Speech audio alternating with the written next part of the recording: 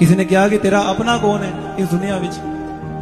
ਤੇ ਮੈਂ ਕਿਹਾ ਜਦੋਂ ਵਕਤ ਚੰਗਾ ਹੋਏ ਨਾ, ਹਾਲਾਤ ਚੰਗੇ ਹੋਣ ਤੇ ਸਾਰੇ ਹੀ ਆਪਣੇ ਨੇ। ਉਹ ਜਦੋਂ ਵਕਤ ਚੰਗਾ ਨਾ ਹੋਏ ਨਾ, ਹਾਲਾਤ ਚੰਗੇ ਨਾ ਹੋਣ ਤੇ ਆਪਣਾ ਕੋਈ ਵੀ ਨਹੀਂ। ਕੁਛ ਟੁਰ ਗਏ ਨੇ, ਕੁਛ ਰਹਿ ਗਏ ਨੇ, ਕੁਛ ਡੂੰਘੀਆਂ ਸੋਚਾਂ 'ਚ ਪੈ ਗਏ ਨੇ, ਕਿਸੇ ਦੁੱਖ ਵੀ ਜ਼ਰਾ ਬਰਦਾਸ਼ਤ ਨਾ ਕੀਤਾ, ਕੁਝ ਜ਼ਖਮੇ ਦਿਲ ਵੀ ਸਹਿ ਗਏ ਨੇ। ਉਹ ਜਿਨ੍ਹਾਂ ਨਾਲ ਸਕੂਨ ਇਸ ਦਿਲ ਦਾ ਸੀ, ਉਹ ਹਾਸੇ ਖੁਸ਼ੀਆਂ ਲੈ ਗਏ ਨੇ। ਉਹ ਇੱਥੇ ਕੋਈ ਕਿਸੇ ਦਾ ਆਪਣਾ ਨਹੀਂ, ਵੱਡੇ ਸੱਚੀਆਂ ਗੱਲਾਂ ਕਹਿ ਗਏ ਨੇ।